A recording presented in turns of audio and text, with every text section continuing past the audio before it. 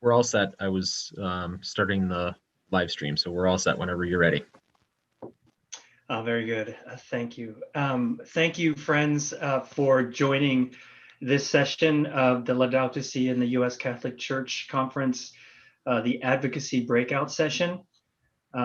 We, the track leaders here, as well as members of the Catholic community through a work group, have been working over the past 3 months to bring this to you, and we hope that you find it energizing and inspirational and providing paths forward for our shared advocacy and the care for our common home. Before we get started, I have a few housekeeping items to go through. First, through your generosity, we're able to offer Spanish language translation for this conference and all other conference sessions.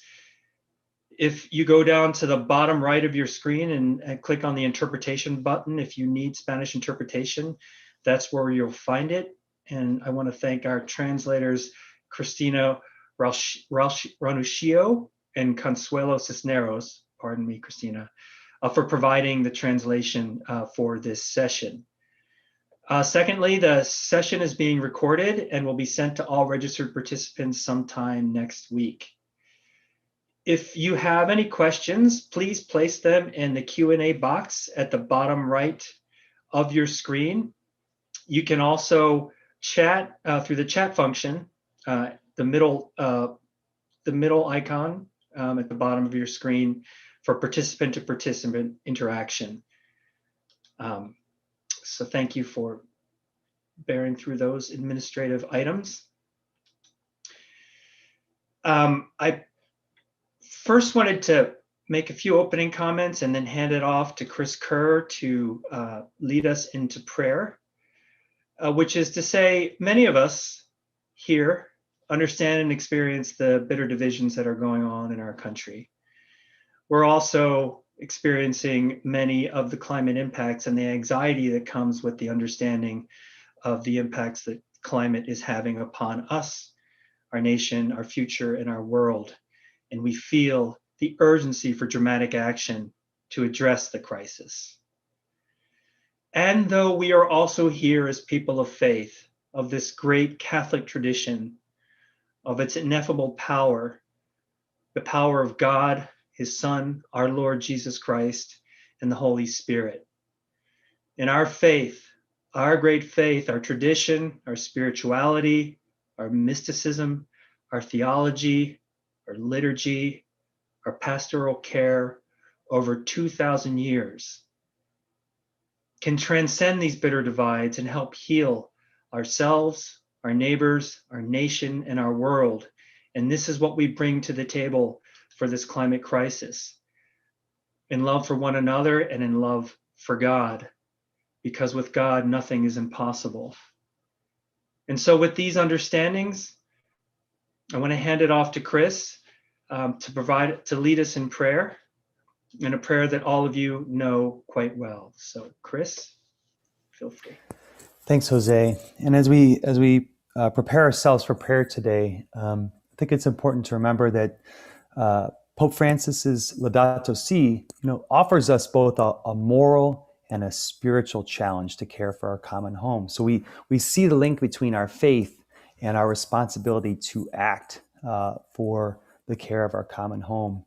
And I'd also invite us to bring with us those who have been lost, who have been killed for their work, caring for creation, people like Sister Dorothy Stang, Berta Caceres, and Father Stan Swami, who recently died while being imprisoned for his human rights and environmental advocacy in India.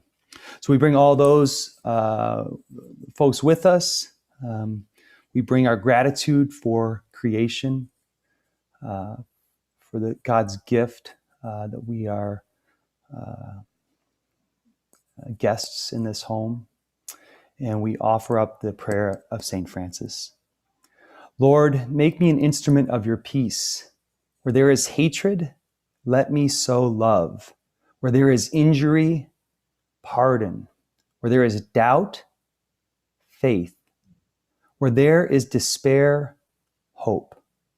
Where there is darkness, light, and where there is sadness, joy. O divine Master, grant that I may not so much seek to be consoled as to console, to be understood as to understand, to be loved as to love. For it is in giving that we receive, it is in pardoning that we are pardoned, and it is in dying that we are born to eternal life. Amen. In the name of the Father, the Son, the Holy Spirit. Amen. Thank you. Thank you, Chris. So I first wanted to explain the process of how we come to this space, and then share with you the agenda, and then have our presenters move forward with that agenda. About 3 months ago, the Covenant gathered these track leaders who you see today, and we also invited members of the Catholic community to be a part of our deliberations, to help inform and advise us on directions forward. And I wanted to acknowledge those folks now, and just bring them up on the screen. And I've been very grateful. We've been exceptionally grateful for the wisdom that they've brought to this space. And so, wanting to specifically acknowledge David Babcock, who is the leader of the Diocesan Care for the Common Home Task Force for the Diocese of Syracuse. Patricia Bailey, Community Outreach Horticulturalist in Newport, Rhode Island. Jeffrey Barber, the President of Integrative Strategies Forum of Washington, D.C. Ted Berg, Care for Creation Task Force for the Archdiocese of Cincinnati. Ray Burnell, Christian Brothers Investment Services, who also served as our lead, one of our leads in the last advocacy track in the first conference. Darlene Gamboa of San Bernardino, California. Tiffany Furr Grantham, Secretary of the Democratic Environmental Caucus of Florida. Herta Okwankwo, Virginia Beach, Virginia. Karen Onthank, Executive Director, Integrative Strategies Forum, Washington, D.C. And Mike Reeling, Cleveland, Ohio.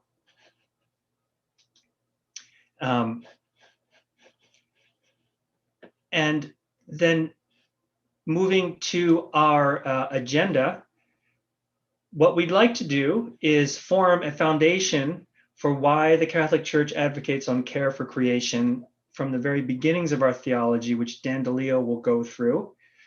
And then Megan, Chris, and Marianne will then talk about diverse examples of Catholic advocacy.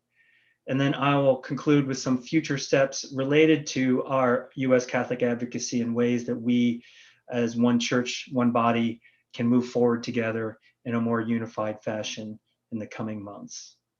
And so with that, I'm absolutely delighted to hand it off to Dan Deleo. So Dan. Well, thank you, Jose, and thank you to all of you for joining us today and for all the conference sessions that folks have attended. My background, I'm a Catholic moral theologian. I specialize in Catholic social teaching and climate change, and I've been a consultant with the Covenant for more than a decade. And what I want to do today is outline the foundations of this climate justice work, this advocacy work. And so my hope, the outcome for today, is that folks will recognize and be able to articulate why climate justice through political advocacy is essential to the Church's mission and to the fullness of faith, especially for U.S. Catholics. And I want to start this way because in my experience, both here at Creighton, but also with the Covenant, appreciating the why of Catholic climate action, why we're doing this as a church and people of faith, can deepen individual and communal commitments to what must be done. Before we start talking about what needs to be done, we need to understand why we're committed to this work as a church and why it's essential, not just, as Pope Francis says, an optional add-on. And I want to start this progression, and it'll be a kind of a systematic progression to outline the church's theological foundations, is to begin with love. And in the Catholic tradition, we can talk about love using the insights from St. Thomas Aquinas, that love is willing and acting for the good. We talk about love in lots of different ways, but when we speak about love, especially as we about friends or family or creation, we're talking about willing and acting for the good. The good is understood as flourishing. In the Judeo-Christian tradition, love is in many ways synonymous with justice, and this is going to be important when we start talking about the church's mission. And we can talk about justice in lots of different ways, but at the core of our tradition, the biblical idea of justice, as John Donahue, the scripture scholar, says, is that biblical justice is fidelity to the demands of a relationship. When justice is spoken about in the Hebrew Bible, it's in the context of the covenant between God and God's people. And in the New Testament, justice is spoken of in terms of the new covenant, the new commandment, that is to say, love. And we love in all of the different relationships for which we're created. And so we're called to love one another as part of the expression of biblical justice. We're also called to love God, and we're called to love ourselves. And this idea of self-love is really the hinge between transformative, loving relationship with God and love of neighbor. That relationship with God transforms a person and enables rightly ordered self-love that then can be lived out in relationship with non-human neighbors, but also with human neighbors, but also with non-human creation. And so we're reminded in Genesis 2:15 that we're called to cultivate and care for creation. We're called to love creation. And so as the U.S. bishops described in their pastoral document on racism, Open Wide Our Hearts, this is the original meaning of justice, where we're in right relationship, we're in love with God, with oneself, I'll take the liberty of adding that there, with one another, and with the rest of God's creation. So when we speak about love and justice in the Catholic tradition, in a very profound way, we're speaking of synonymous terms. Love and justice is synonymous. And when we think about living this out, in the Catholic tradition, love is traditionally understood as lived out through two types of action. This is the resource, 2 Feet of Love in Action from the U.S. bishops. First foot is charitable works. This is meeting basic needs and providing direct aid to individuals. This is the corporal works of mercy to persons currently needing service and aid. And this is wonderful and essential. But in the Catholic tradition, this alone is insufficient because charitable works always have to be complemented by social justice, work to reform the systems and structures and policies that necessitate charitable works in the first place. So while we go to shelters and accompany persons experiencing homelessness, we're also called to ask, why are they experiencing homelessness? Is it a lack of access to healthcare? Is it a lack of access to safe and affordable housing? Is there a legislative barrier? So in the Catholic tradition, love requires both of these feet. And when we start talking about social justice, inevitably we're talking about politics. And so I'm going to add politics to the title here. But I want to define the term because this is going to be really important in terms of understanding the church's mission. And I realize this is going to be text heavy today, but I want folks to have the primary sources to be able to refer back to this and develop their understanding in the future. And politics can be defined, I think, helpfully in this way. Coming from the Greek polis, meaning city, politics is how we organize and govern ourselves in a group. Politics includes the entire range of rules, practices, and institutions under whose guidance we live together in societies. This is coming from the theologian Kenneth Himes in his book, Christianity and the Political Order.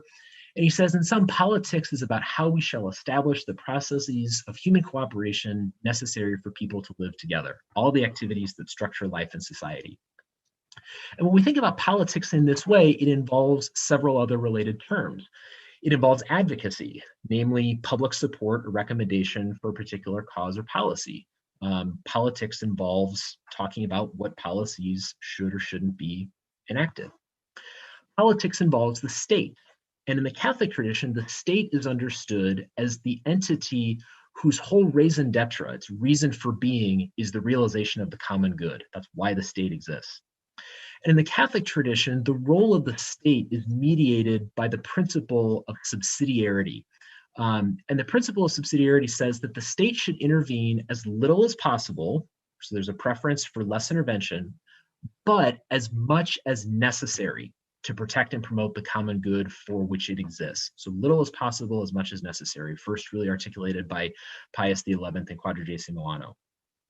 So in the Catholic tradition, we're talking about love, social justice, and politics. And they're connected really by the anthropology, the theological anthropology, and understanding of what it means to be human. In the Catholic tradition, this is coming from the U.S. Bishop's 1986 document, Economic Justice for All, human dignity can be realized and protected only in community. And it's because in our teaching, the human person is not only sacred, but also social. Persons are social. We're made in the image and likeness of God, the God who is love and who calls us to love. So persons are inherently social. Because we're social, the bishops go on, how we organize our society in economics and politics, law and policy directly affects human dignity and the capacity of individuals to grow in community. The obligation to love our neighbor has an individual dimension, charitable works, but love also requires a broader social commitment to the common good, social justice. And this is nothing new. It maybe seemed new in 2015 when Francis published Laudato Si, and he talked about this in slightly different terms, but this has been part of our tradition for a long time. In Laudato Si, Francis puts it this way: love, overflowing with small gestures of mutual care, is also civic and political, and it makes itself felt in every action that seeks to build a better world. Love affects not only relationships between individuals, but also macro relationships, social, economic, and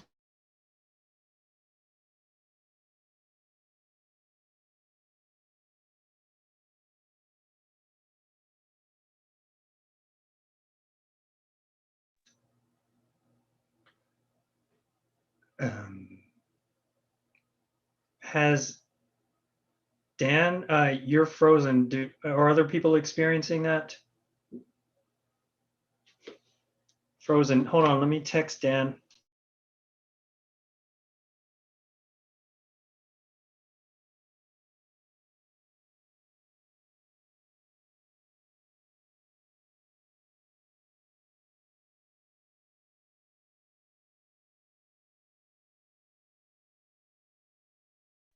Okay, waiting for Dan to get back on.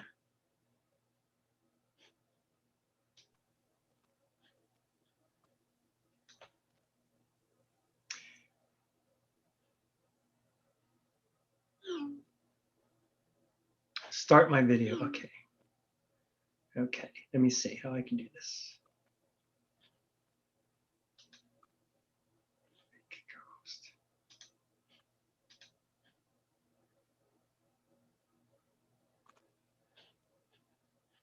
Okay, I've made him co-host. Right.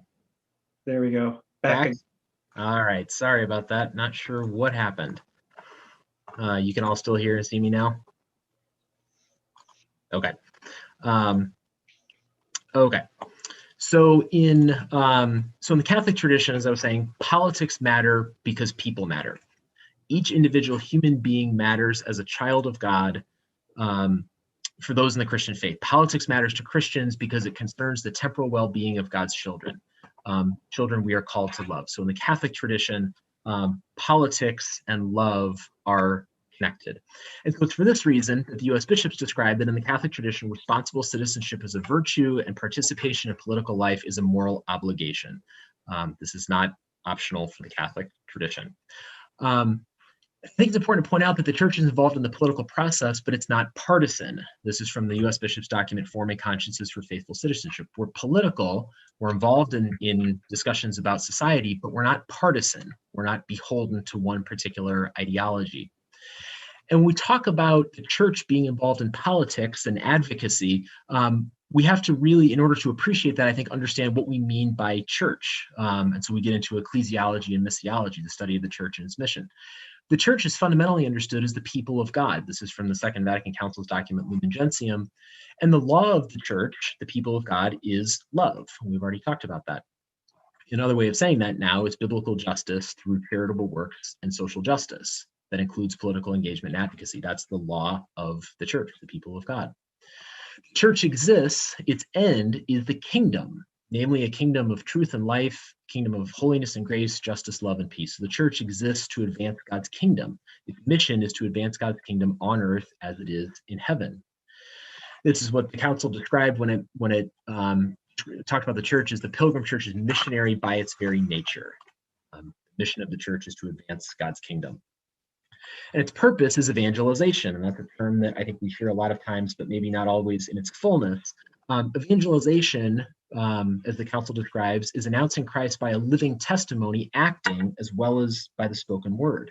Evangelization isn't just speaking about our faith, it's actually living it and enacting it. And so when we think about the church and we think about justice and love and we put all this together, this is held together, I think, more articulately than most places by the 1971 Synod document, Justitia in Mundo, Justice in the World, where the bishops describe that action on behalf of justice and participation in the transformation of the world fully appear to us as a constitutive dimension of the preaching of the gospel, or in other words, of the church's mission. Another way to say that, in light of what we said, is that love and biblical justice through charitable works and social justice is essential to the church's mission and to the fullness of faith. This is not an optional add-on to what it means to live the fullness of the Catholic faith. At the same time, however, Francis reminds us in Laudato Si, living our vocation to be protectors of God's handiwork is essential to a life of virtue. It is not an optional or a secondary aspect of our Christian experience. So we start to see how in the for the Catholic tradition, ecological advocacy is essential. And this isn't anything new. This is repeating what St. John Paul II said in 1990. Christians in particular realized that their responsibility within creation and the duty towards nature and the Creator are an essential part of their faith. Again, what we're talking about is not an optional or a secondary aspect of the tradition. So we can start to really put all this together, and we can say that love and biblical justice through now ecological charitable works and social justice that includes advocacy, this is essential to the church's mission and the fullness of faith. Ecological advocacy is essential. It's not an optional add-on. This was something that Ken Himes talked about at the 2019 conference in his plenary address, and it's published here in the Journal of Moral Theology. And again, this isn't new for the Catholic tradition. So this is Benedict XVI in 2010. The church has a responsibility towards creation and considers it our duty to exercise that responsibility in public life, environmental advocacy. When we think about all of this in terms of general ecology, I think we need to remember that climate change is unique among all issues. This is what Francis emphasized in Laudato Si. Climate change represents a principal challenge facing humanity in our day. And it's so for several different reasons. As we all hopefully are aware at this conference, the scope of climate change is unlike any other issue. Climate change threatens grave implications, environmental, social, economic, political, and for the distribution of goods. And I think in one of the most arresting insights that's been brought to my attention, my colleague here, Creighton Richard Miller, wrote an article in 2016 in Theological Studies, and he's written that at 4 to 6 degrees Celsius of warming, the carrying capacity of the planet could be reduced to between 500 million and 1 billion people. And here he's citing Hans Schellenhuber from the Potsdam Institute, who's also a member of the Vatican's Pontifical Academy of Sciences, and Kevin Anderson from the Tyndall Center. And this is a projection, obviously, but it's a pretty serious projection by 2 of the world's top climate scientists. The world's population is currently 7.7 billion. A carrying capacity of 1 billion would be 87% of humanity. So this is an existential threat, potentially. This issue is unlike any other. This issue is urgent. As Francis reminds us, time is of the essence, and it's because of the tipping points around global warming. We've talked about 1.5 degrees as being the warming tipping point, and as the Intergovernmental Panel on Climate Change has summarized, global carbon emissions have to be reduced 45% from 2010 levels by 2030 and reach net zero by 2050 to reach this 1.5 degree benchmark. And we'll talk more about that later on today. And we've got some policies, right? We've got the Paris Agreement, but the Paris Agreement on its own, at least at this point, won't get us there. From the United Nations, if we rely only on the current commitments to the Paris Agreement, temperatures can be expected to rise 3.2 degrees this century. So the Paris Agreement as it stands is not sufficient relative to the science. Climate change is systematic and integral. It's a global problem. Strategies for a solution demand an integrated approach. We will not bike our way out of the climate crisis. This requires politics, systems, and structures, and it has to be guided by subsidiarity, the lowest possible, but the highest necessary level of state intervention to protect and promote the common good. And finally, climate change is a unique injustice. We have to continue to be aware that regarding climate change, there are differentiated responsibilities. So for example, the US is responsible for 25% of historic global carbon pollution, more than India and China put together, and more than all countries, the 28 countries in the EU. So we think about this in terms of historic responsibility, especially in a US context for the US church. This is something that we have to keep in mind. We put all this together, and I realize I've given you a lot, but to put it all together and put a finer point on it, we've talked about how in the church, action on behalf of justice is essential to the church's mission. We've talked about how love and biblical justice through ecological, charitable works and social justice is essential to the church's mission. And hopefully you've gotten a sense now that climate justice through political advocacy, this is essential to the church's mission and to the fullness of faith, especially for US Catholics. And so it's for this reason, for example, that in Laudato Si, Francis writes that there is an urgent need to develop policies so that in the next few years, the emission of carbon and other highly polluting gases can be drastically reduced, substituting fossil fuels and developing renewable sources of energy. This is what he's advocating for based on the foundations that we've talked about today. And so as we've talked about, the Paris Agreement is a start. The Vatican and the USCCB have supported the Paris Agreement. And here domestically, the USCCB has welcomed the Energy Innovation Carbon Dividend Act of 2019. So there's climate advocacy happening in the US church. And so hopefully we've got a greater sense of the theological foundations upon which all of that advocacy has been built. So with that, I will stop share and turn things back over to Jose. Thank you so much, Dan. And before we move on to our other presenters, noting that a lot of people are interested in the information you provided as well as the PowerPoints. And I did reference to folks that you've condensed into 15 minutes years of scholarship and practically an entire course that you provide to your students. So wondering how might they be able to receive this information, whether they can receive your PowerPoint, anything? You're on mute. In a year and a half of pandemic, that's the first time I've talked while muted. I just broke my own streak. We can talk to pause about maybe putting PowerPoints online, but we'll definitely have the recording for folks. Okay, thank you, Dan. Thank you. Yeah, thanks.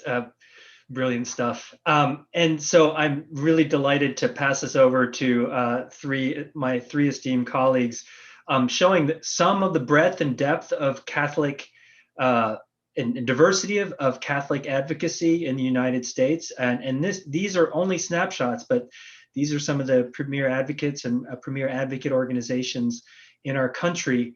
And so wanting to hand it off first to Megan Goodwin of the U.S. Conference of Catholic Bishops. Thank you, Megan. Thank you so much, Jose. And thank you, Dan, for that fantastic introductory course in the theological foundations of why advocacy matters and why it is so urgent to speak to the pressing problem of climate change. So my name is Megan Goodwin. I serve as Associate Director of Government Relations at the United States Conference of Catholic Bishops. And in that capacity, I represent the USCCB to Congress on areas pertaining to justice, peace, and integral human development, which encompasses domestic justice and human development and international justice and peace. As you likely know well, Pope Francis has assumed a global leadership role in calling for care for creation and regarding the role of government to ensure that creation is protected. In Laudato Si, Pope Francis writes that each country's government has a proper and inalienable responsibility to preserve its country's environment and natural resources, and that true statescraft is manifest when in difficult times we uphold high principles and think of the long-term common good. In Fratelli Tutti, the Pope calls for a better kind of politics, one truly at the service of the common good, whose soul is social charity. He emphasizes that politics is a lofty vocation and one of the highest forms of charity inasmuch as it seeks the common good. At the USCCB, my role is to engage with politics and politicians. In the course of our conversations with political leaders, the heart of our advocacy is conversion of the hearts of policymakers. As Dan mentioned, support or non-support of policies by lawmakers often has more to do with the why than the what. Why should these policies be enacted? Why does that matter? And to this, the Catholic Church can speak to the truth from the foundation of our faith tradition. And that is why your voice too can be so effective.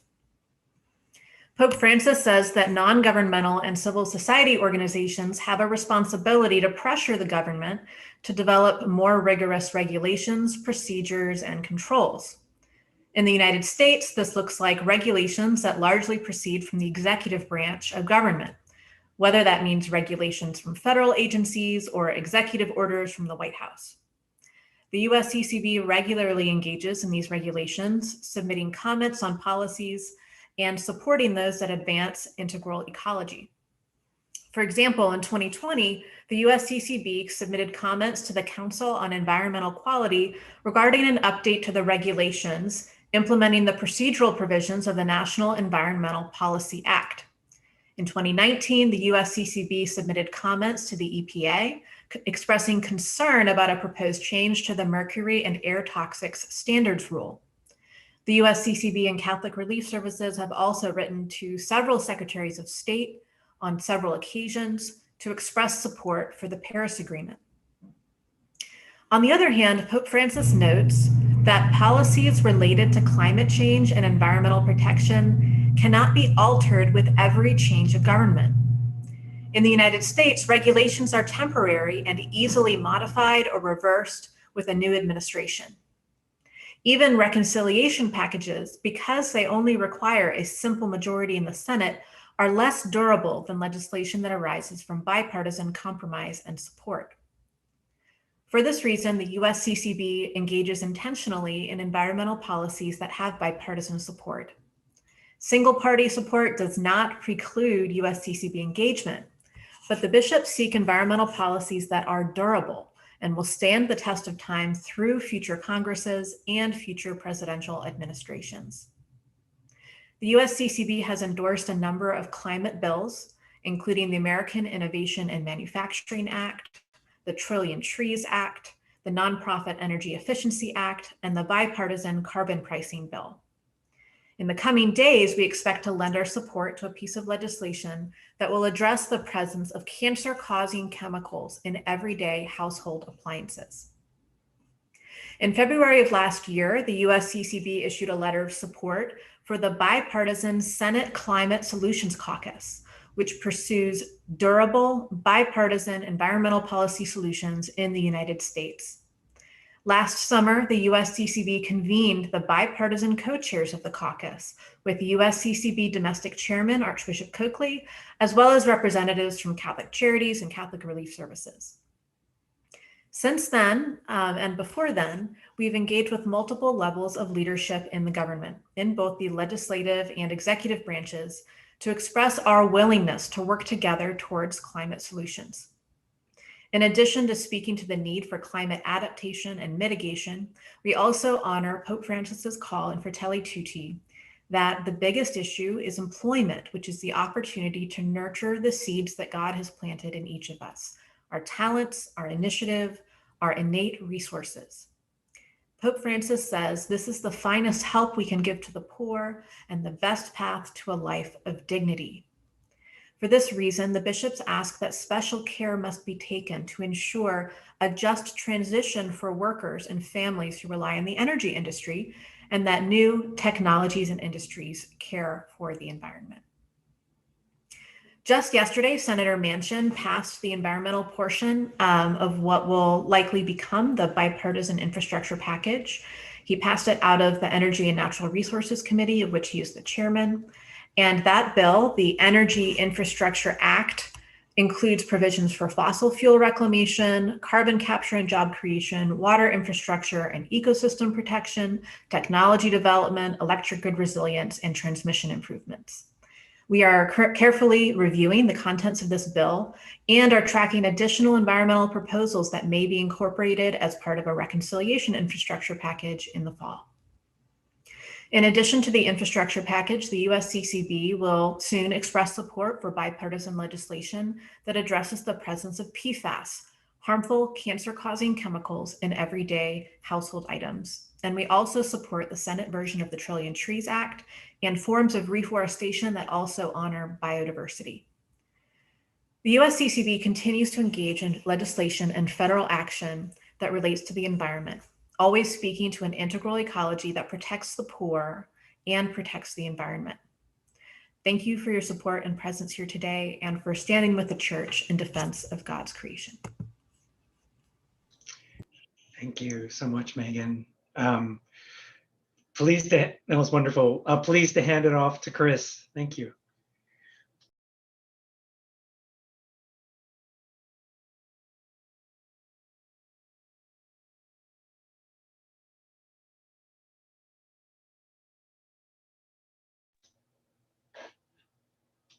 Chris, I'm not sure if you're muted.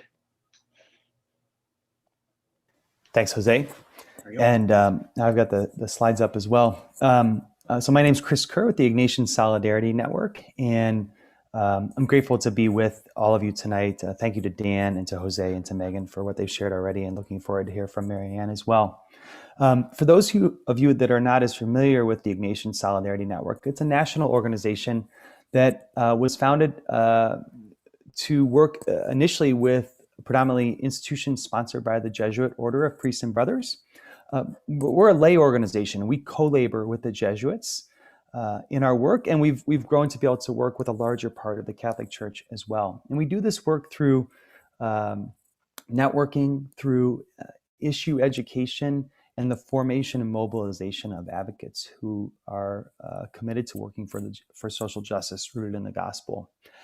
And we work with people of all ages, but as you probably know, the Jesuits, they're institutions and they have a lot of schools, universities, high schools, and there are many other Catholic educational institutions across the country. So this evening, I'd like to talk a little bit about the ways that we work to invite young people into advocacy and mobilize them.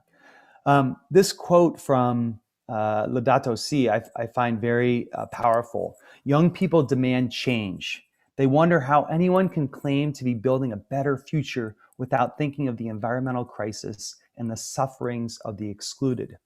And there's a couple things that stick out in this for me. One, I think we can all recognize, no matter how much we are a veteran of life, that young people bring so much to our society. They bring so much to our church, and that we have really a responsibility to foster and deepen their commitment, not only to their faith, but to working for a more just and humane society. And part of that work is our capacity to care for creation. So the other piece is this emphasis on the suffering that is experienced throughout our world in the context of a degradation of creation. So we do a lot of work with young people, and so and I was thinking about the way that this quote from Laudato Si and the passion we see in young people relates to what St. John Paul II said, that the idea of solidarity, that it is not just kind of shallow, disconnected feelings, but when we commit oneself to the common good, to the good of all and of each individual, really getting at this idea of our faith, being lived out through our way of committing to standing with our brother and sister, especially those who are facing vulnerability, right? So that's part of the work we try to do. We do that work in the context of the pastoral circle, where people have life experiences, and young people are very aware of what's happening in the world related to how creation is cared for.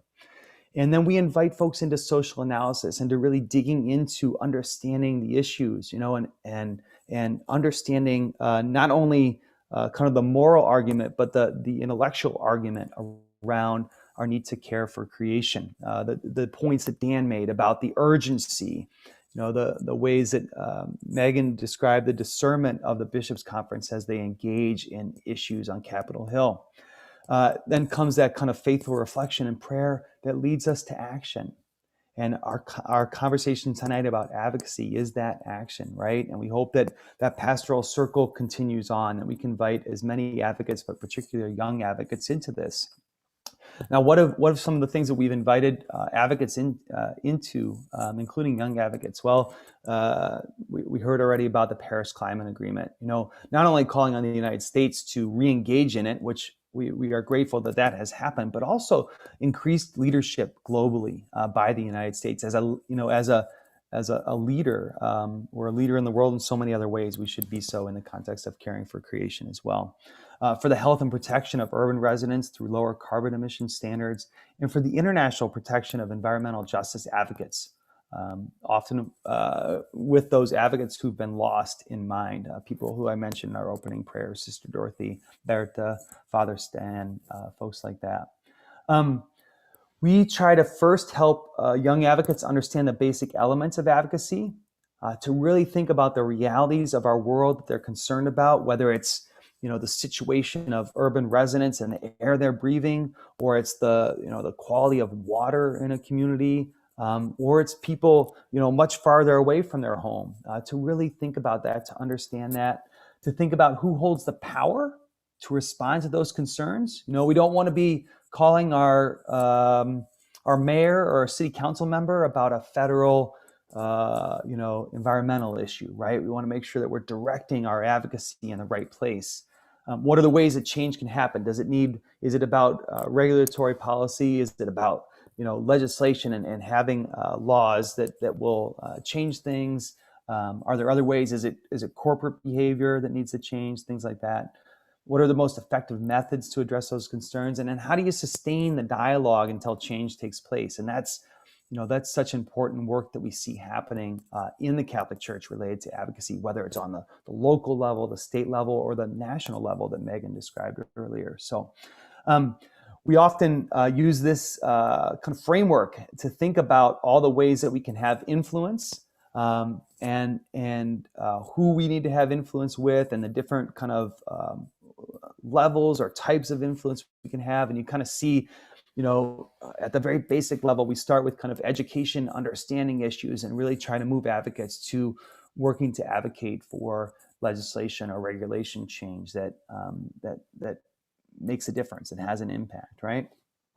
And these are some of our advocate groups. So the Ignatian Solidarity Network, each fall, we welcome about 2,000 advocates to Washington, D.C. 80% of them are under the age of 24. And many of them are high school students, college students, recent graduates of colleges, and they bring a great passion and energy. And the culmination of that conference is for them to go to Capitol Hill and to meet with the staff of federal legislators, their Congress people, and talk with them about policy topics that are important to them, important to our network, important to the work of the church. And so these are some of the groups of advocates that we've worked with over the years, and we find this to be tremendously empowering. The sense of self-efficacy that comes from visiting legislators on Capitol Hill is something that lasts a lifetime. It goes beyond just the issues that they bring that day, but they suddenly have a sense of efficacy that they can go and engage policymakers on an issue that they're passionate about back at home. They don't have to come to Washington, of course, to do it. And right now, of course, so much of the way we've engaged legislators federally has been via Zoom and things like that. So lots of ways we can do that. This was a group that actually got to meet with former Senator Jeff Flake and sit around the table with him. They were talking about immigration policy, but you can see how meaningful that must be to young people to have that experience and to come to understand the ways they can influence the policies of our country, and to bring the story of their faith, right? To bring the idea of solidarity, to bring the spirit of the Gospels to Capitol Hill. It's a really powerful experience. We focus a lot on helping young folks and all of our advocates to have the capacity to engage members of Congress and other representatives at the state level or local level through in-person visits. And we see this as a really important way of advocating I put the stat up here. It was from a few years ago. The idea that those who are on the staffs of federal legislators recognize the importance of in-person visits and the way they can influence the decisions of their Congress member. You can kind of see this hierarchy of how different types of advocacy, in-person visits, individualized email messages, letters in the mail, phone calls, email messages, how those can all influence a member of Congress. So we do a lot of training and formation around in-person visits to members of Congress.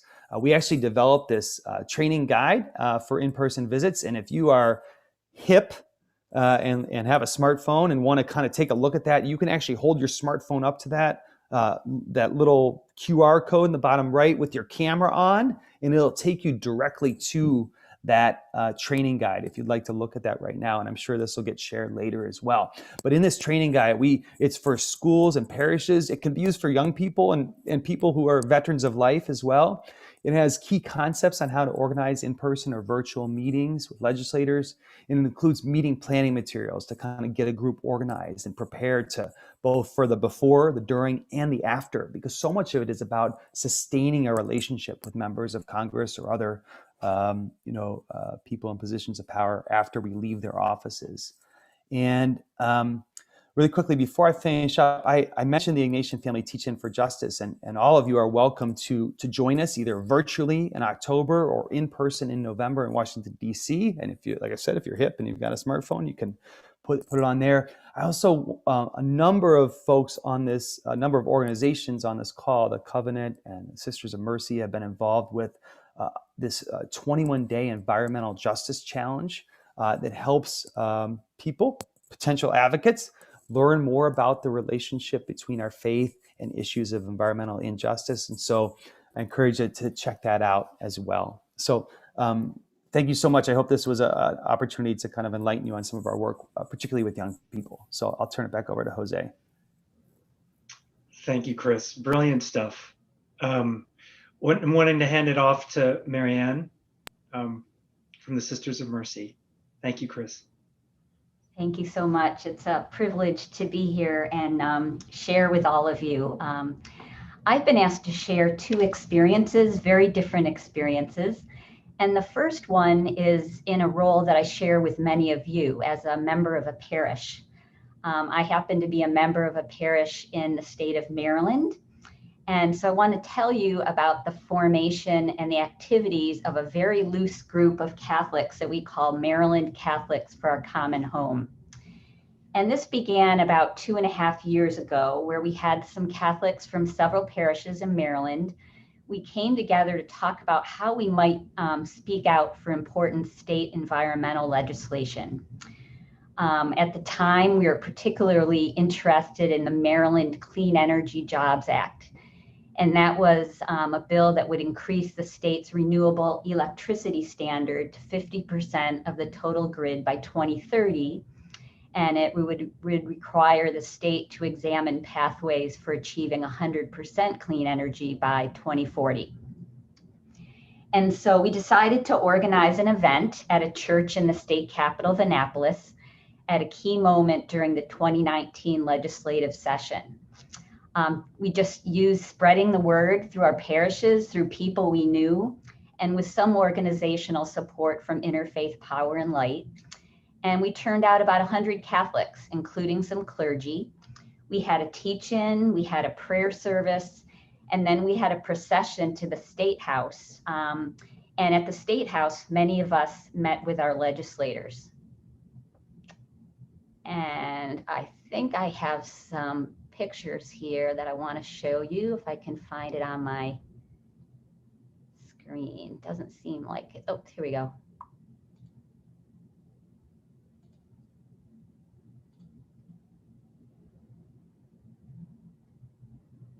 So this is a picture of our folks gathered at in Annapolis, at a Catholic church in Annapolis. And you can see we had banners of Laudato Si. We had banners of Laudato Si. We had little children holding signs. We had a banner for our new fledgling fledgling group, the Maryland Catholics for a Common Home. And this was really an opportunity for us to kind of experiment and see what we could do in this loose group of Catholics.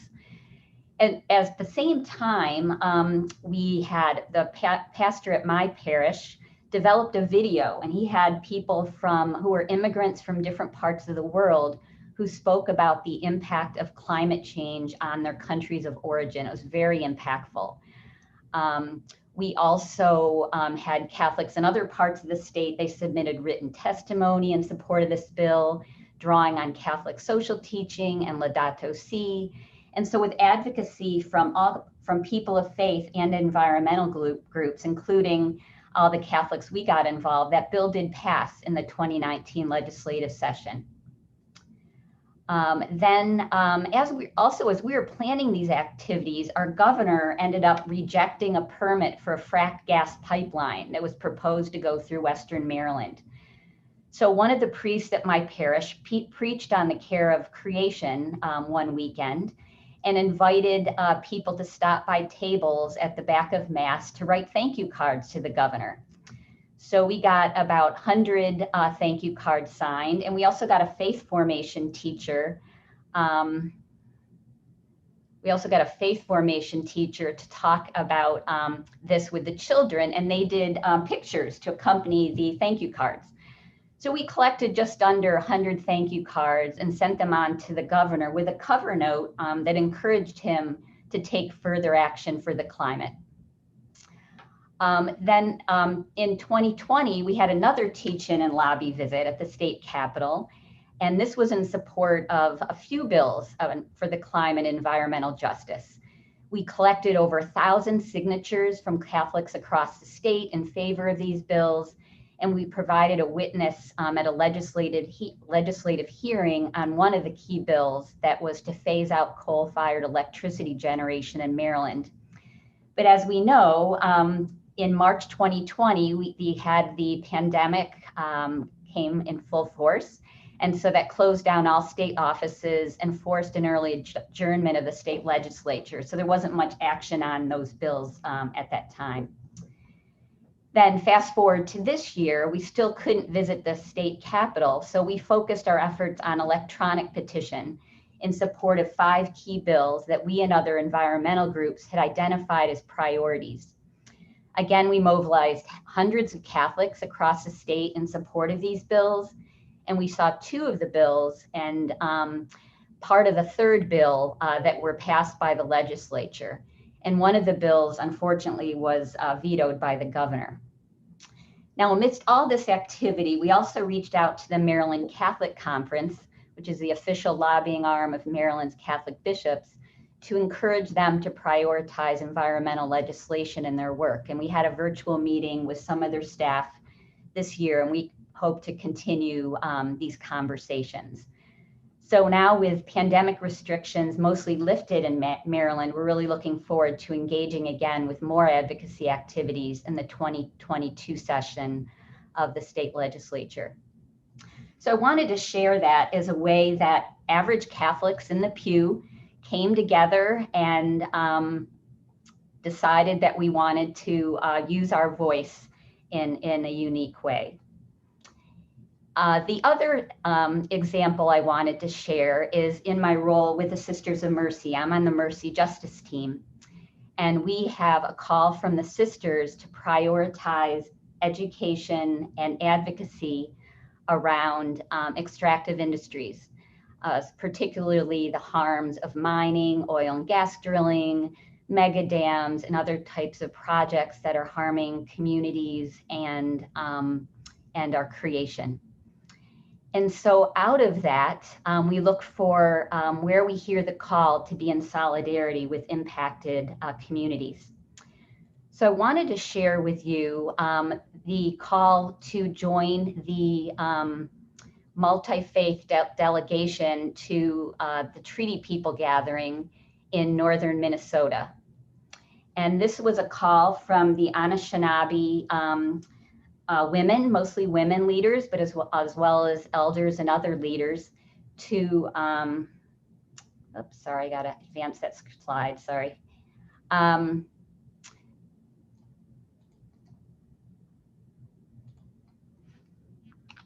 So this was a call from the Anishinaabe and in northern Minnesota for people of faith and others to come to the headwaters of the Mississippi. You can see the sign. This is indicating the very start of the Mississippi, and it's near these headwaters of the Mississippi that a company called Enbridge is planning the Line 3 pipeline. So the Anishinaabe invited people of faith particularly to come. There was like 2,000 people that turned out in northern Minnesota in early June. And there was about more than 300 of us, people of faith, who came. And we were particularly called to come to pray. So we prayed together. We prayed with the indigenous leaders, indigenous elders at the headwaters of the Mississippi. And really, it was an incredibly powerful experience. We also had a lot of teachings. We learned about the treaties. It was called the Treaty People Gathering because they're really wanting to educate us about the importance of treaties and how the Anishinaabe have in the treaties with the US government, they have the right to hunt, to fish, and to cultivate their wild rice. And they are very concerned that those treaty rights won't mean much if there's contamination of the land, contamination of the water. So we learned a lot about the treaties. We also learned about the interconnections of so many issues. This was the time when we were just hearing about the 215 children whose bodies were found at a boarding school in Canada. And we were told that just a couple miles from where we were meeting, there was a Catholic boarding school. We learned about missing and murdered Indigenous women and how all these issues are very, very interconnected. So I wanted to share this as an example of how we hear the call of people experiencing injustice and how we respond. And while not all of us might have the opportunity to travel to these locations of injustices, we certainly have the opportunity to hear their stories, to watch them when they speak to us in video, to read their testimonies, and to respond as people of faith, as Catholics, out of the our call, as Dan so clearly laid the foundation for us earlier on. So thank you for letting me share these experiences, and hopefully in some way they inspire you to consider about your own engagement. Wonderful. Thank you, Marianne. And thank you for your prophetic witness in Minnesota, and also all three of you demonstrating the breadth of Catholic advocacy, from grassroots to citizen advocacy to the highest levels of Congress and the administration, both very complex as well as very grounded in our faith. And so, having seen some of the diversity and knowing that this is just these are just a few of the examples, knowing, for example, that the adorers of the blood of Christ literally sitting in front of the construction of a pipeline and going through litigation, seeing that we have Christian organizations and Catholic organizations standing up against investment and doing some shareholder advocacy, recognizing that our church, especially our U.S. Catholic Church, is so diverse. We've had 70 million U.S. Catholics and thousands of institutions across hospitals and schools and NGOs, colleges, religious orders, that we as a church, if we are brought together, can be an incredible, powerful moral voice for our nation. And we brought this consideration into our deliberations, the advocacy work group, as well as the track leaders, in trying to figure out ways that we can step forward more unified. And so the covenant, we, the covenant team, had a huddle today, and Dan, you mentioned, in many ways we are a convener of concerns. We are, one of our initial iterations as an organization was as a coalition. And so we, in these advocacy deliberations, have come up with next steps, which I want to share with you, on how we can, we the covenant can help foster and facilitate greater unity and greater understanding and diversity of these various Catholic advocacy expressions. So a couple of the next steps that this advocacy work group, have come up with are in our efforts to consolidate the diversity of Catholic expressions of advocacy related to creation, care for creation, integral ecology, climate justice, environmental justice, and climate change, is to build out an advocacy webpage that houses the plethora of all these issues on the local, state, national, and international levels. And we want to be able to provide that service to any interested Catholic who just wants to see what our Catholic institutions are doing, both within the church as well as with other allies in the interfaith and other communities, so that you get that feeling and you're able to participate to the extent that you want to.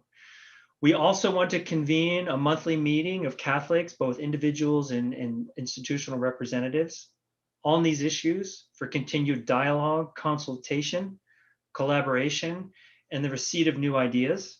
And hopefully through this convening, we can find greater unity in some of those issues that we care deeply about.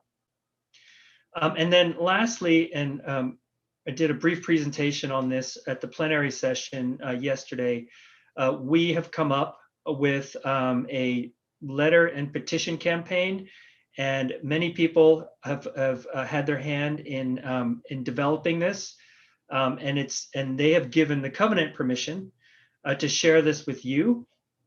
And so what I'd like to do is share my screen and show you what this, and introduce to you this new letter writing campaign and petition campaign that is being launched on our new website, which is a Catholic-wide website. It's not a covenant per se website, that my colleague Elena introduced yesterday, called godsplanet.us. And so I'm going to go ahead and show this to you, which I hope captures many of the themes that we've been talking about before, with this desire for greater unity across our church. And so on the godsplanet.us site, if you click on the Get Involved tab, and we're just going to run through this, there is an advocacy tab that takes you to a Catholic petition for individuals to sign, and then a letter for Catholic institutions to sign. And the petition is much shorter, and it is a sort of a condensation of a lot of the themes that are in the letter for institutions, which you are free to sign today and to share with your colleagues, as well as your church leaders moving forward. And it is directed to President Biden and members of the U.S. Congress, based on our Catholic principles, to work together beyond partisanship and for the common good, and to enact ambitious national solutions, and to demonstrate global leadership that address the sources and threats of climate change and respond to the cry of the earth and the cry of the poor.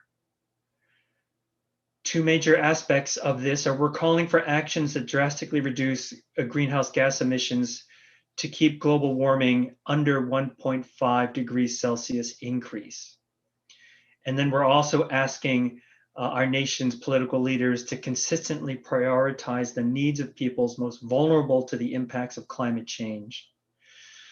And the design and funding of national and international programs that generate climate resilience, ecosystem restoration and conservation, clean energy and water infrastructure, and just transitions for peoples impacted by the shift to a low carbon future. And we truly want this to be a moral call that is beyond partisanship. And quote Pope Francis in Laudato Si, what kind of world do we want to leave to those who come after us, to children who are now growing up? And we ask this in a prayerful and humble way. So please feel free to sign this and share this with others. And then we also have, for leaders of Catholic institutions, U.S. Catholic institutions, this letter, which I won't read to you because it's quite long, but it is similar in its themes. And then it is also here, if you click on the link, and you will see, and we cite to many church documents and papal statements related to our care for creation and the desire for ambitious global action. Okay, so I'll stop that share right now. And it is also something that we, the Covenant, in our motivation for doing so, is related to what we did in 2019 with a Catholic Climate Declaration, which had over 800 U.S. Catholic institutions sign, including 53 dioceses. We are really hoping to advance and improve on those metrics, and also allowing all of you who are advocating on these issues to take this document as a foundational document in your future advocacy on the local, state, national, and international levels. And there was a question, and thank you, Fran, for that question, as to whether we should end this campaign during the season of creation or do so earlier, given what's going on the national level. So that's something that we can definitely consider moving forward. So thank you for listening to all of our testimony. I wanted to move forward with some of the questions that have been coming through, and I've been trying to sort of consolidate some of the themes, and hope you're hope I reflect many of these themes in a good way moving forward. And the first one is, and Dan, right in your bailiwick, is how many of us feel that there is a disconnect in our church and with our church leaders when it comes to progress on care for creation. How can we, can you tell us what your experience and research has been with regard to this disconnect, and can you and other panelists provide our participants some insights into how we can further weave this into the statements and the pulpits and the publications of our church leaders? Sure.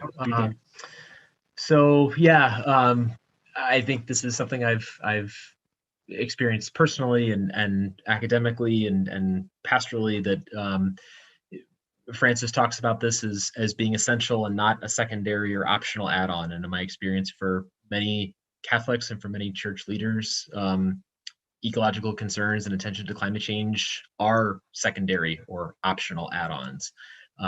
They're not seen as essential to the fullness of faith. And so in terms of beginning that conversation, I think, we talk so much about the importance of relationship building. And I think, in our experience, certainly as an organization, the most effective way to begin is to meet with whoever you're trying to help understand and move forward in this work. So if it's your local pastor, if it's several Catholics from several parishes across the diocese requesting a meeting with the bishop, I think relationship building and beginning to establish trust is essential to starting this work. And I think helping, it's why I go back to mission. I did it in the higher ed talk today. I did it today, starting with the why and helping people understand what we're asking for, but understand why we're asking for. I think starting with that, in my experience, has enabled much more progress in terms of the what and taking substantive action. So I'm not sure if Marianne or Megan has additional thoughts, but for me, relationship building and starting with mission are the two kind of prerequisites to moving forward on the what. I would just echo everything you just said, Dan, in terms of relationship building being primary and focusing on the why rather than the what. I mean, I think unless you happen to have a PhD in environmental science, then I would speak to the what. But stick to what you know and the principles that you are speaking from. And that's going to be the most persuasive and the most convincing. One of Pope Francis's central tenets is that realities are greater than ideas. And that goes for people too. People are greater than ideas. And when you come into a conversation, it is primarily about encounter of that other person, with the goal of, as Dan said in his presentation, love is willing the good of the other, and the good for the world. And to get to that ideal, you have to start with the person sitting right in front of you. And they're going to be imperfect people with their own histories and their own reasons why they have the perspectives they have. And to just come with a large measure of empathy and understanding and being willing to tolerate differences and ideas, and to foster that relationship first and foremost, I think is a way to move towards a transformation of hearts on this issue.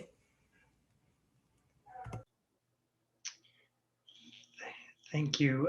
Marianne, you have any thoughts on this question? No, they said it all. Okay, very good. I have a consolidating some questions for Megan. A lot of people were delighted to hear the breadth and of USCCB advocacy. And you actually gave this recommendation during the plenary session of when you presented at our first conference. Can you share with people how they can get better informed of the USCCB's work in this area? Sure.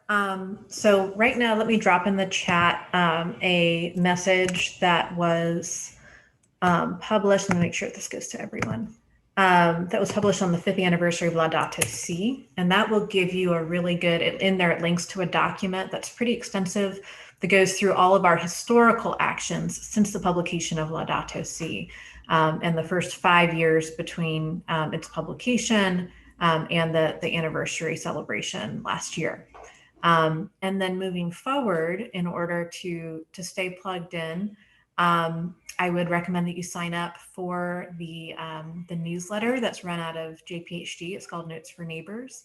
And that tends to give more regular updates on the work that Justice, Peace, and Human Development at the USCCB is doing. And signing up for our action alerts if you want to be alerted when we are taking action. And I think there is a specific filter that you can select where you want, if you only want to receive action alerts related to the environment, you can check as many topics as you want, immigration, the environment, poverty. And then when action alerts go out, we'll time them for crucial moments when policymakers need to hear from their constituents. And we'll send out an action alert saying, can you please call your representative or your senators and express your support for X, Y, or Z. And so those are a few good follow-up ways to stay plugged into what the USCCB is continuing to do.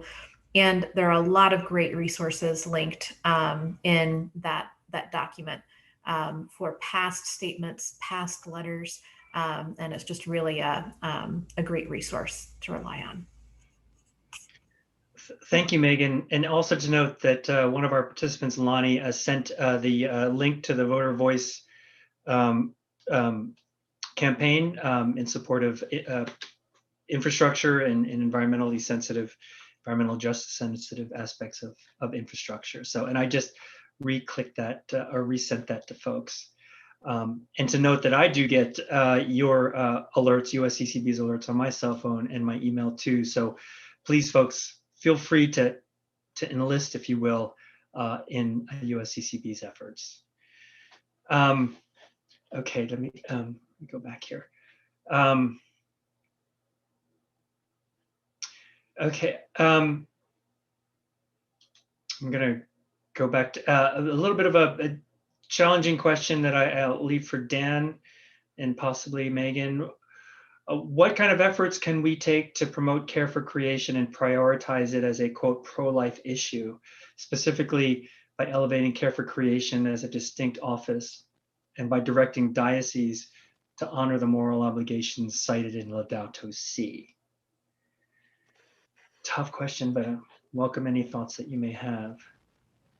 I can kick it off briefly and say that often our domestic justice office will co-sign on letters on environmental policies with our pro-life office. And we especially tend to do that when it concerns pregnant women and unborn children. And so if there's, for example, is a toxin in the air or in the soil or in household, just regular things that you would have around the house that is known to cause birth defects and things like that, that is something that typically we will jointly send alongside our pro-life colleagues. And so because there's a explicit relation to the unborn child. So I think that's a good place to start. And of course, with the broader question of justice, peace, and integral human development is oriented towards the good of the human person. And that's the life and dignity of all human people. I guess I can respond kind of theologically, but then practically. And they're distinct, but I guess they're related. This is what I've just screen shared is Pope Benedict's 2010 address to members of the diplomatic corps.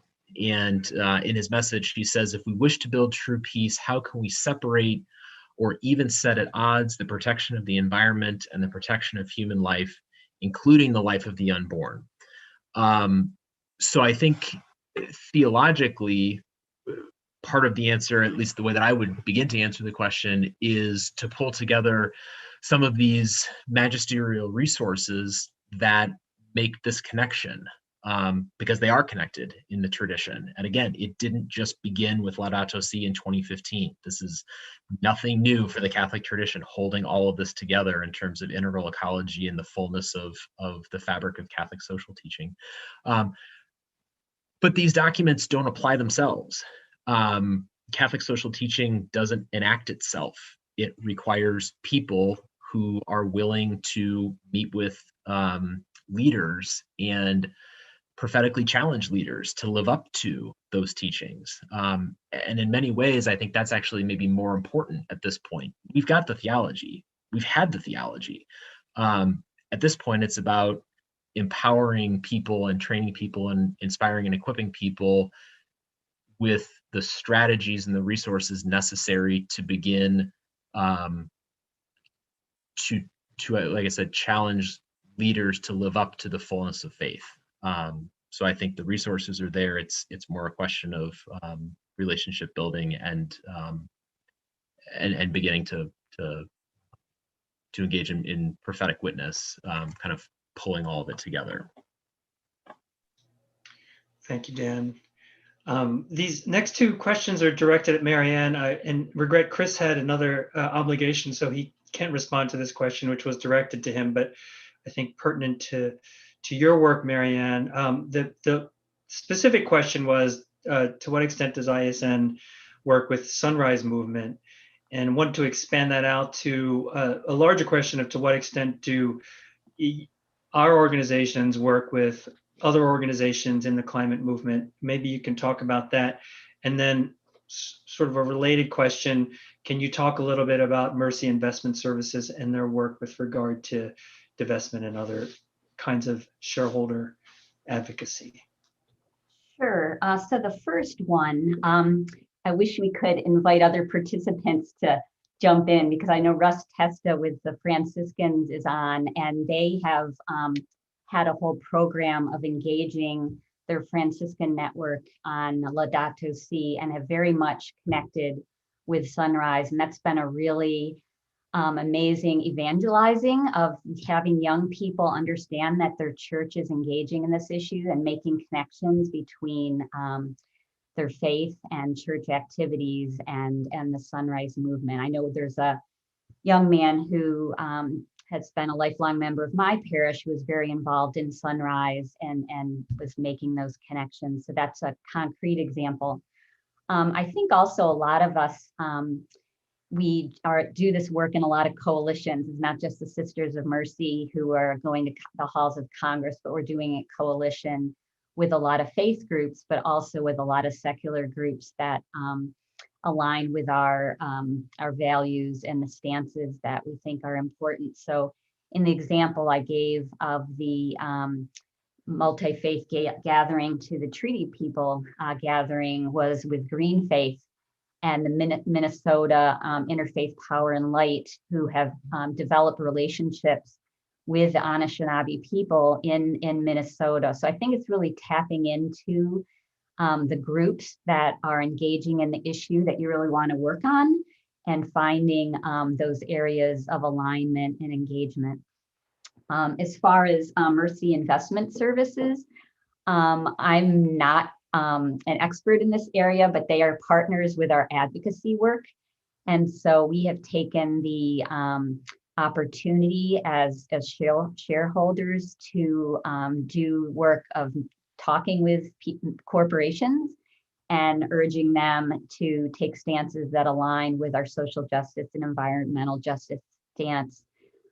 So I know there's an example that Mercy Investment Services often talks about being part of dialogues with companies involved in natural gas, and they're actually able to push some of these companies into reducing their flaring of methane to release less methane in the air, which certainly is important in our work. So we work often in tandem with them, that we're looking at governmental policy, and at the same time they're working with corporations. And so oftentimes our work overlaps when we're talking about specific issues or even specific companies that might be of concern, especially in an extractive area where we may see there's a corporation that has some troubling work and practices, say in Latin America, where we have a presence, and they're engaging in that while we're also engaging in looking at opportunities for education and advocacy for those communities to come to DC and do advocacy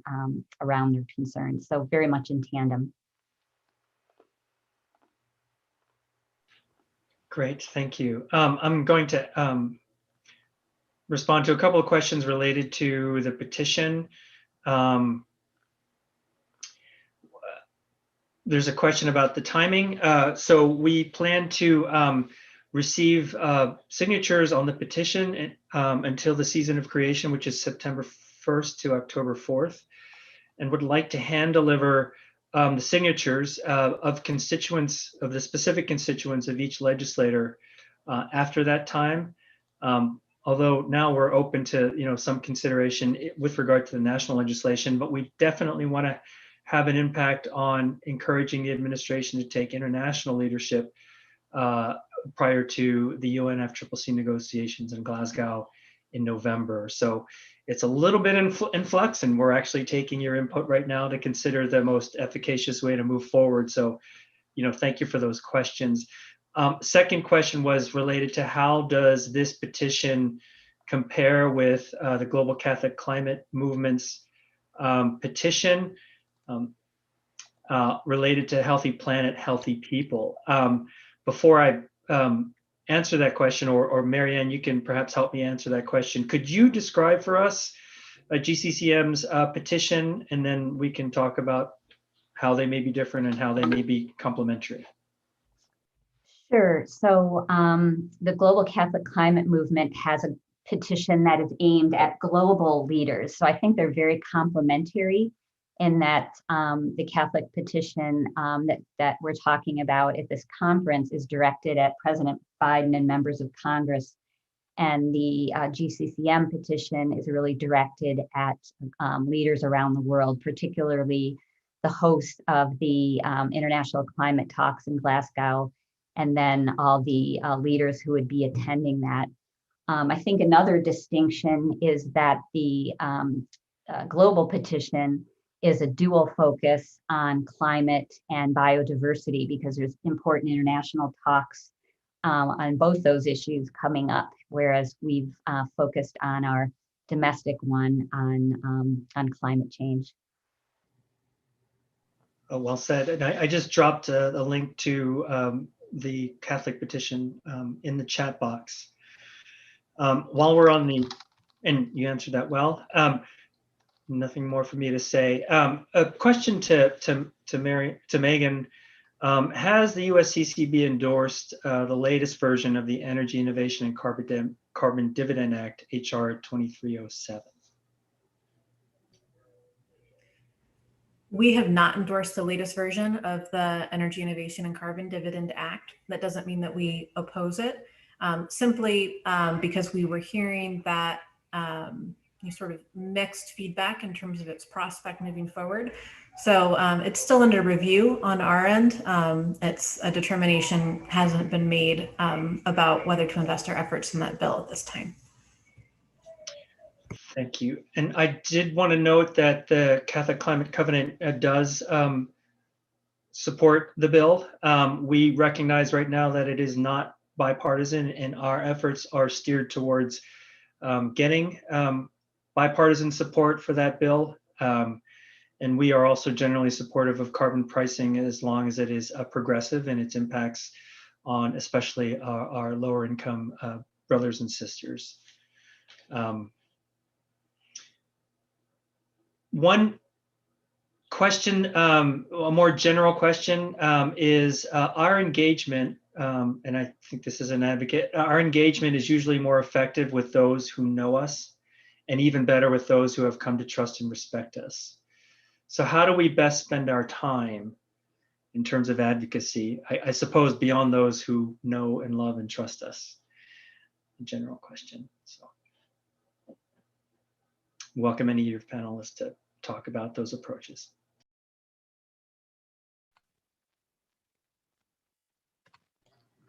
I think Megan said it really well. And when you're going in, we're talking about approaches to legislators that we might not know, I think Megan said it very well, of going in with real openness and talking to legislators or their staff as one human who cares about many of the same things and may just have different approaches to that. And I think additionally, I would say that, bringing human experiences. I often tell people that, people can argue with your facts. You can get in all kinds of debates around what things that people have read or seen, and, try to shoot down people's what they believe, but it's very hard to shoot down people's experiences. So I think leading with your own experience or leading with the experience of others is always very powerful. Particularly if you're going into a talk with someone that you don't already have a relationship with, so they can really understand some emotional depth to the issue and not just the facts that you might be bringing as well. Okay, thank you. I feel like I've covered most of the questions, unless some come in late. I know there's some very specific questions directed at you, Marianne, with regard to films and pictures, etc. I also wanted to note a recent comment that came into the chat, and the Covenant recognizes conference-wide that we wanted this to be an interactive conference, but we were also so impressed by the number of participants that have come that we've had to sort of, channel and restrict the interactive dimension of this conference in many regards, and in this session in particular. But I also want to note, though, that this monthly conference call that we're developing with regard to advocacy is a way for us to start to broaden that engagement and really loosen the reins and allow for a much more healthy dialogue and really receive the input of Catholic advocates moving forward. And so I want to apologize for the feeling that this is kind of a talking heads Q&A. And so I recognize what you're saying.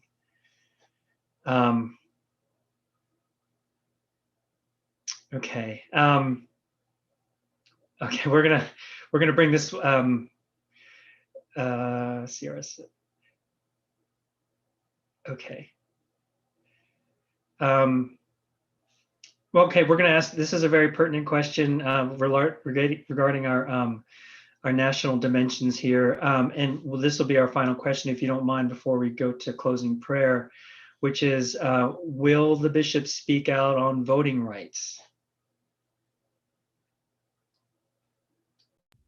I believe a letter just went out on voting rights. So you should be able to find that on the USCCB website.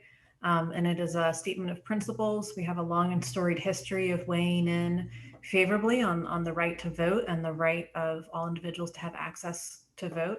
And that principles letter can be found at usccb.org.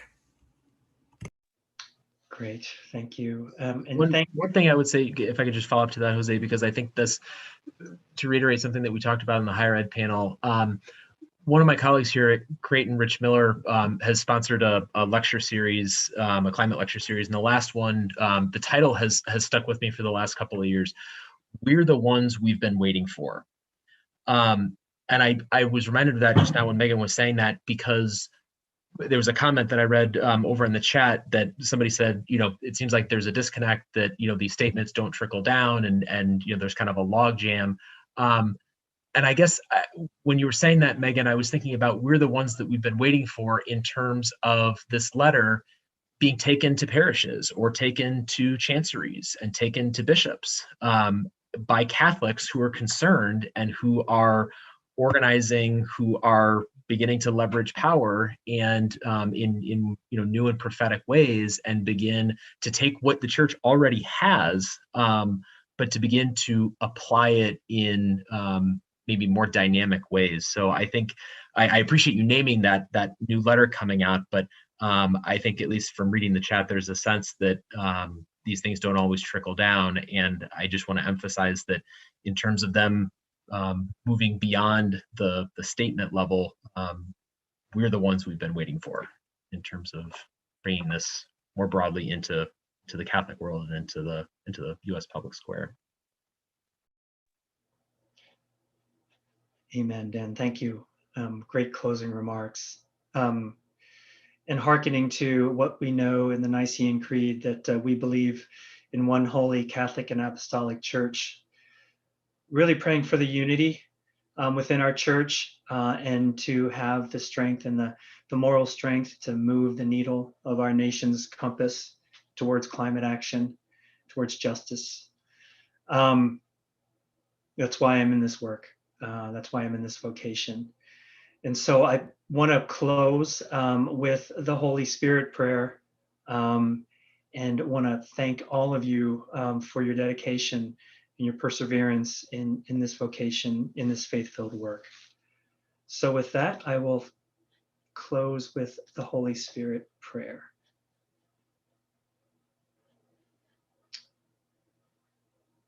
Come, Holy Spirit, fill the hearts of the faithful and kindle in them the fire of your love. Send forth your Spirit, and they shall be created, and you shall renew the face of the earth. Amen. The Father, and the Son, and the Holy Spirit. Thank you, friends.